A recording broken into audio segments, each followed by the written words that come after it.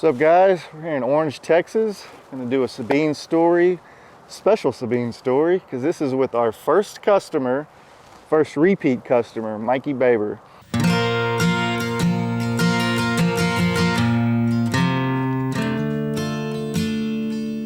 Out here on my Sabine, I feel alive.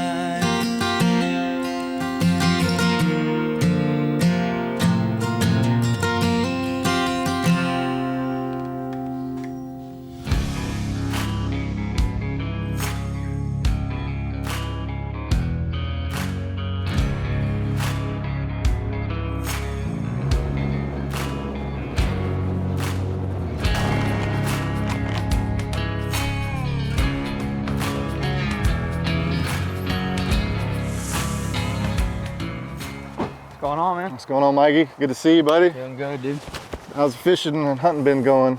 Fishing, I couldn't tell you. It's been a minute. You know, I've been busy hunting, but hunting's been pretty good, you know. It's typical Southeast Texas duck hunt, you know. It's nothing special, but there's birds around. So hopefully the hunt will be different tomorrow, but hopefully we can shoot some birds. If and right now, because of our schedules, we're in the middle of a split for the South Zone. So we're gonna hunt North Zone off the river and go do some things. And then tonight when we talk to Mikey, you know, Mikey's not just a duck hunter, he's not just a fisherman or fly fisherman for redfish. He also is a really good deer hunter. So we're gonna get into some of his hunting stories, from his dog hunting and fishing with him to hunting a stick bow now. He went from a compound to a stick bow.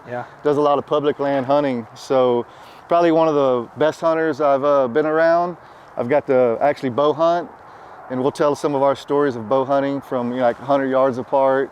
I've got the duck hunt with him. So he has I wouldn't say unique styles of hunting, but he does a lot of solo hunting on public land with his dog. And we'll talk about that, along with how you fish, you know, the Sabine Lake Marsh from the Texas and Louisiana side. So this is gonna be a good one. Not only good because he's a good hunter, fisherman, but a special story because he is our first customer and first repeat customer. So let's go inside and check out your skiff. Check it out, man.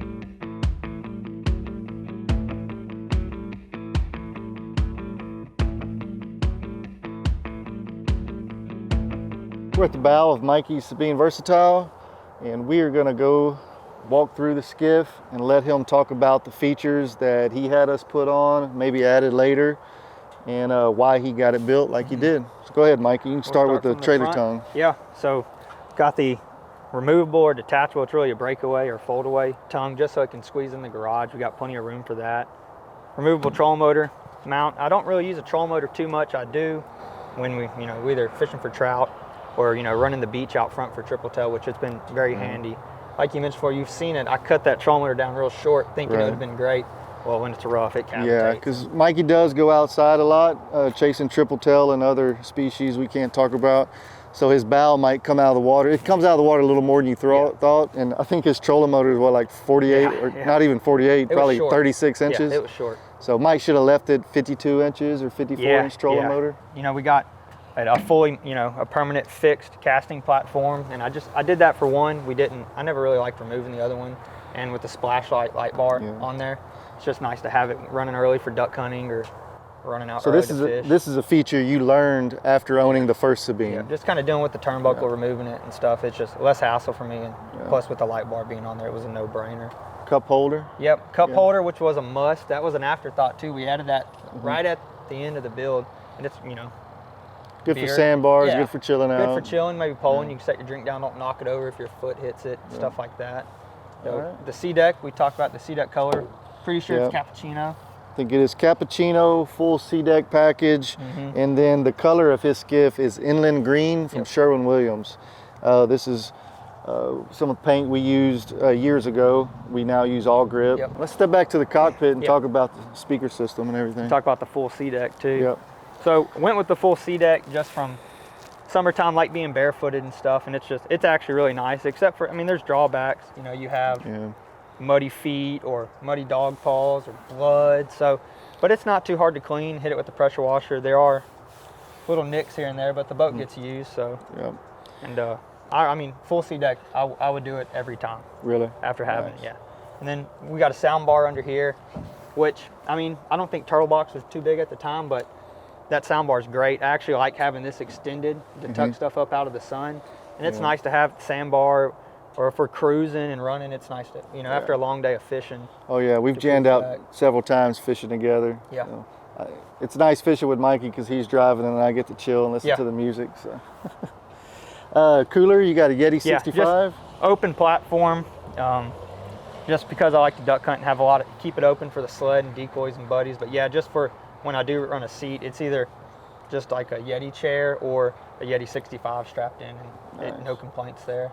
Tell us a little bit about your running station. I see you have a grab bar, and then you do have tilt trim and jack plate switches back here. So tell us why you did the grab bar and how you run the Skiff. Yeah, typically I'm running it standing up, so the grab bar is a must. With the trim and tilt on it, it's awesome. If you're maybe got a long run, you want to sit down, it's nice to sit down. You got your little, I think you called it the bull riding handle.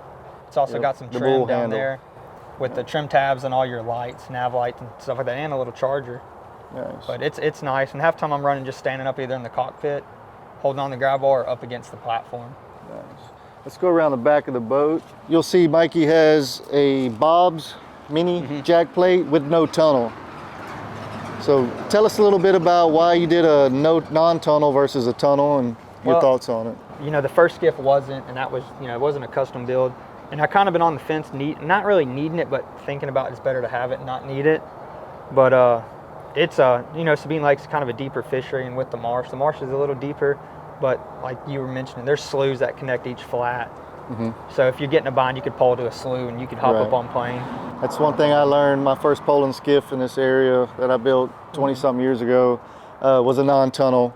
And a lot of the ponds that were shallow enough where you might drag bottom or, you know, be 6-7 inch deep pond, and then it has some deep spots in it, but all the ditches that connected the ponds were always deep enough to get up in. So you could, as long as you could pole to a ditch, you could hop up, you know, with the non-tunnel. So to the push pole, it's I bought it when I bought the first Skiff. You know, I was a college kid, so it's a stiffy hybrid, right? Hybrid? Yes, sir. And I kind of bought it out of a budget because it was a little bit cheaper than the other ones, but also it was kind of the only one I can get my hands on at the time to be able to fish the boat pretty close. So, and it's served me good. I think if I was saying it's 7-8 years old, no complaints. It's been ripped out of the holders a couple times, cutting corners too sharp in the marsh, and not breaking. Yeah, it is getting worn out. Maybe you pull it, might have some fiberglass in your hands, but it shows it's wear good. No complaints.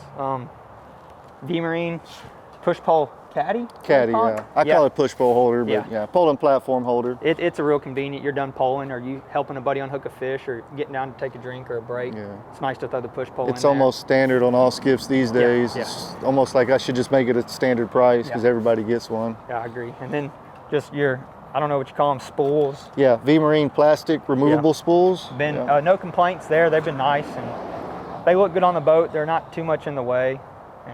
No complaints. They are removable, but I've never had to remove them. I typically always run with the push pole. So. Yeah, nice. All right. Anything else you can think of that you would do different, or? Man, if it'd be something to talk to you about is a removable bench. You know, kind of like Rich or Owen are running those benches. Yeah. Something that could be removable just for duck season, so I could run all my gear. But other than that, I got no complaints. I do like having an open cockpit most of the time. So. Yeah. Awesome. All right, guys. Well, let's go get some dinner.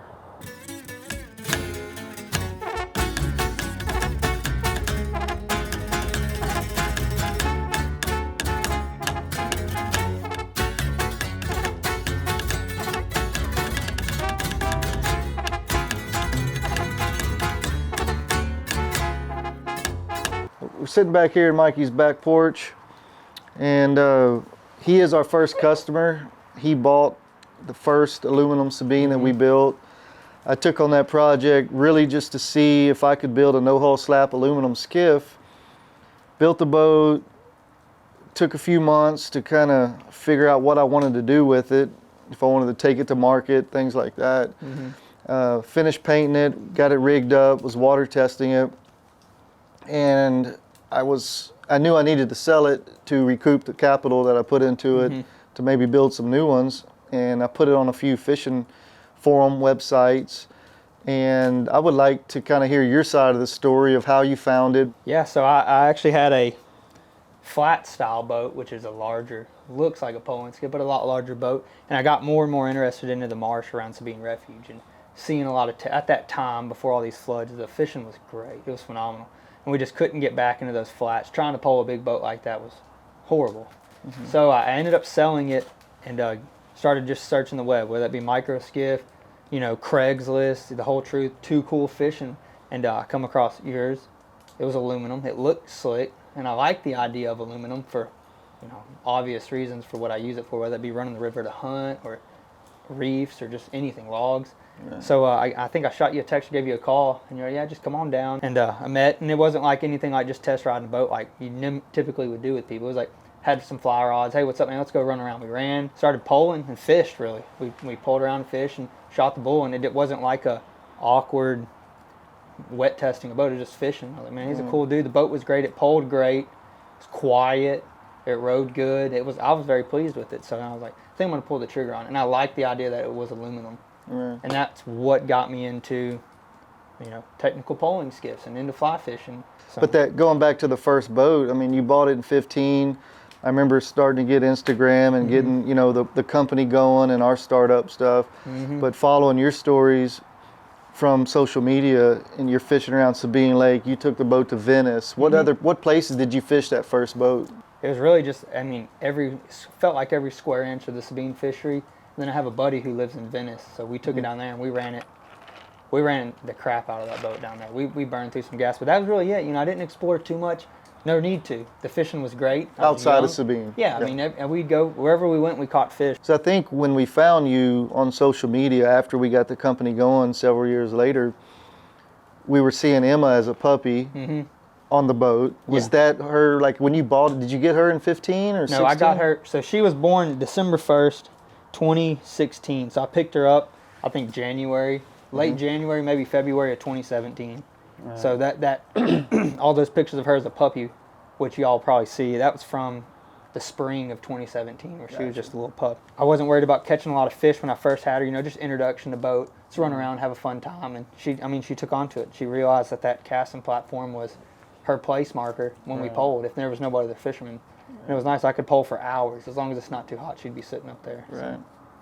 So. Did owning the first boat give you a good idea of what you wanted, the layout, and how you wanted to rig it? I just knew I wanted it still to be open and stuff. But I know we went back and forth whether it be a micro or a versatile. And we kind of, and then I think we finally decided on the versatile was running multiple people duck hunting with a bunch of gear and stuff. So, and had an idea. I just wanted it open. You know, I wanted it simple. One was budget. I'm still a young guy. But I really liked the idea of just an open concept. Took delivery of that boat in...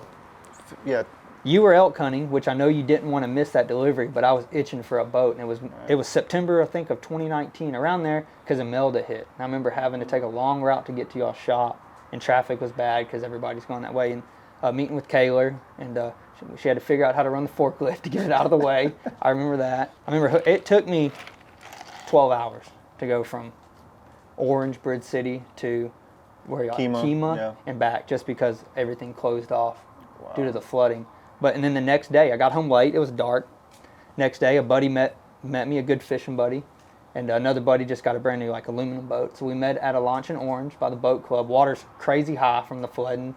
We go out running. We're just having fun running. We end up pulling into some of the marsh flats, and water was high, and I thought it was going to be dirty, but it was the weirdest thing. It's like all the clear water in the marsh got trapped in the marsh, and it was clear. So we ended up finding fish. Water was high, but it was bathtub water. It was clean, and caught the first fish on it. Is actually, I can get you that picture. That first fish on that boat was one of those real orange redfish. No belly, everything's orange on it. So it was a cool fish.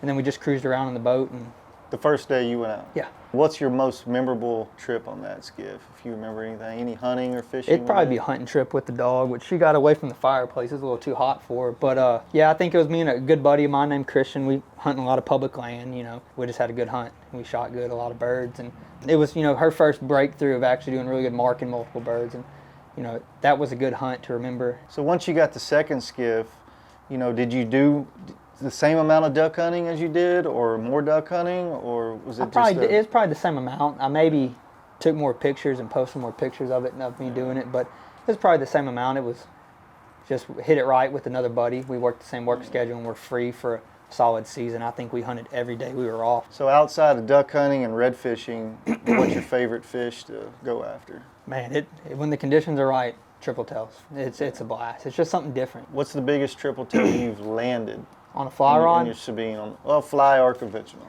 In the Sabine, the biggest one landed would be a buddy of mine. I want to say it was like a 26-inch triple tail. Yeah. It was a big fish. And then for me, it was maybe 20, 21 inches. I mean, solid fish, but a lot of the triple tail we're catching are just little dinks. They're still fun to catch. They're fun to cruise around and catch them on trash, floating, and try to sight fish them. So I know the story, but tell everybody about the biggest triple tail you've casted at. Oh yeah, that's a good fishing buddy of mine. We were out there, actually found a good rip at once, tide line with a bunch of grass that come out, and we were just, I had the trolling motor. We were just working off it, and finding some smaller triple tails. Actually a slower day. Some days they're everywhere, and then other days you find like one or two. And I remember I was up on the casting platform, and I thought it was like a big white trash bag floating probably 40 yards off a rip. And I was talking to him like, dude, there's no way that's a fish. And he's like, dude, that's a triple tail. And, these triple tail, when they get bigger, you've seen them, they look like they're dead, rotting in the water. They're kind of white. And this fish, it was far floating, so I made a long cast to it, and he just followed a little shrimp fly just all the way up to the boat and decided to eat it. I mean, rod tip almost in the water, and ate it. And I mean, he took off. Big fish, hard. It's almost like catching a big bluegill. When they're fighting, they're hard to turn. And just lying all over my feet, broke it off. But we know you like to fly fish. We know you like to duck hunt. Talk a little bit about your deer hunting. We got your your recurve behind you. You used to compound bow hunt. You've kind of graduated it. So grab your recurve real quick. So this is it's a shorter recurve, which is a frowned upon on some people, but what you want is a longer working limb, so the riser's shorter. But yeah, this is a little Black Widow PCH. It's a good recurve. My wife actually helped pay for it for a Christmas gift for me, so it took about 7 months to get it from them building it. But I made a switch to traditional, and it wasn't a fully twitch. I always kind of, some days I sat in the tree with it. I used to have a Hoyt Buffalo, which is a good recurve, and make some sits with it. And the more and more I hunted, the more and more I just wanted to sit with my recurve. Even though I knew you got to be okay with passing deer or missing deer, because I will say I've missed a lot of deer with this bow. Chip shots, 12-yard shot of a doe, and just did it more and more. And finally, I want to say it was maybe 2020.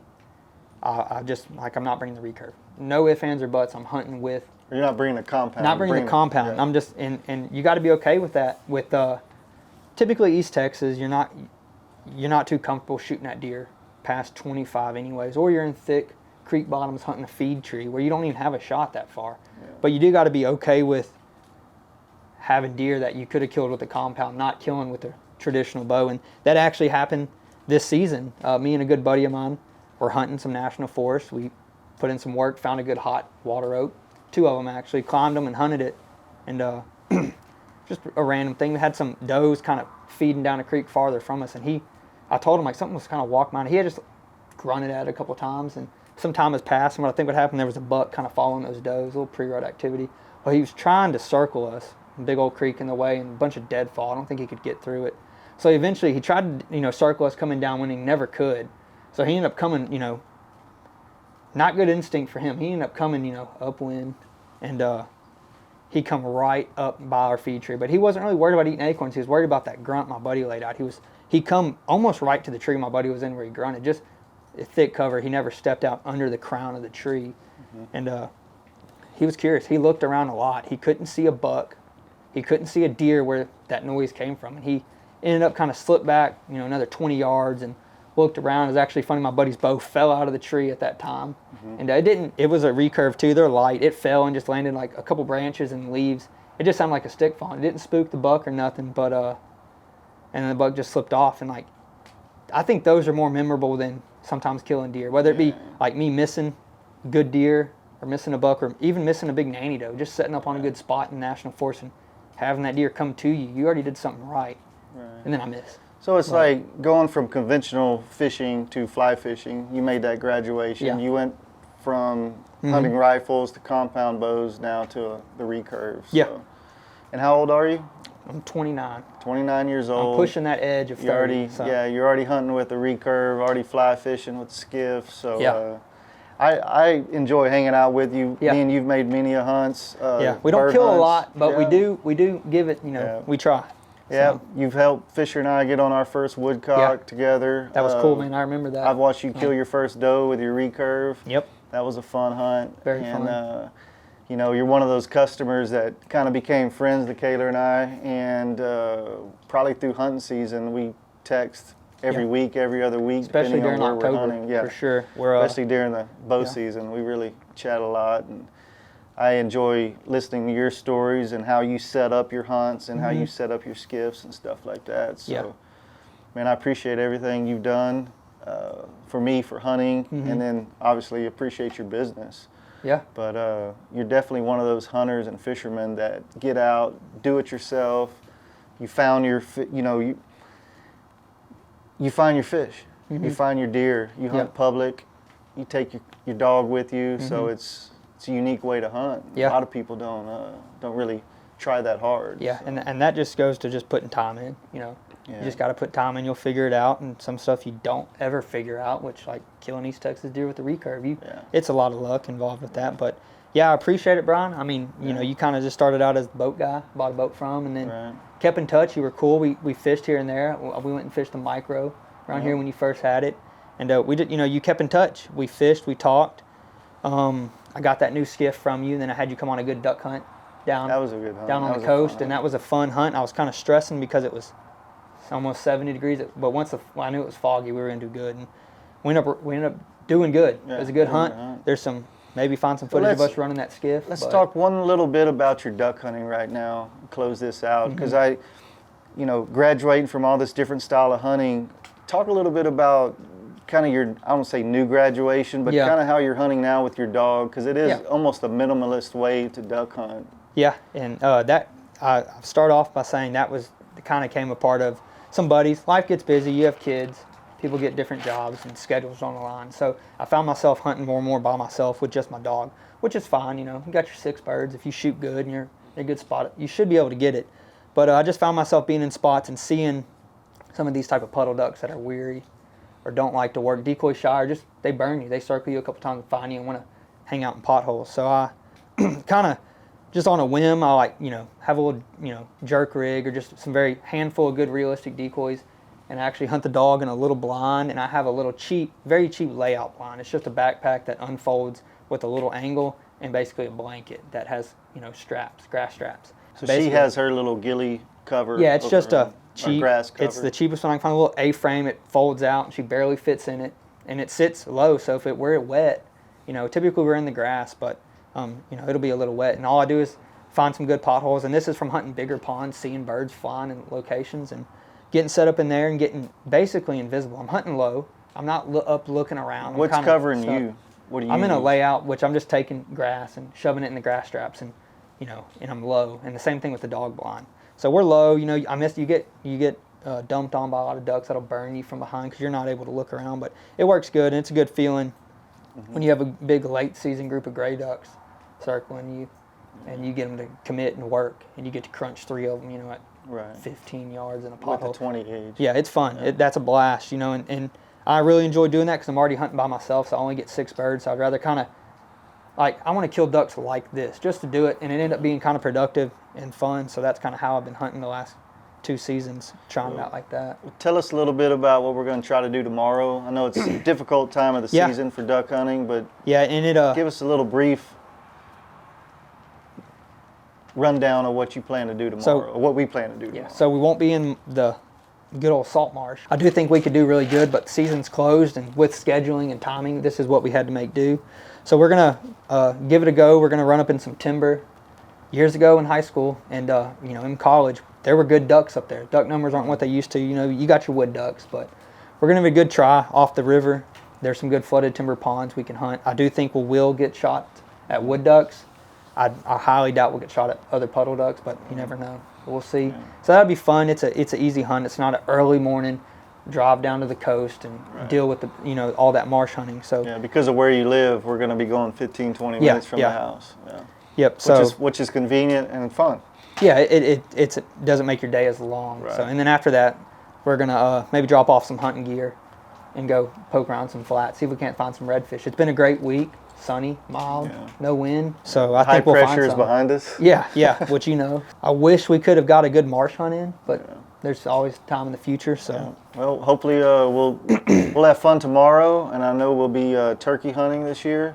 Yeah, and we might grab a deer hunt before season ends. But let's go get your skiff ready. Let's get the decoys in, get the dog ready, and everybody, y'all stay tuned. Enjoy us for tomorrow's hunt and fish. Cast and glass.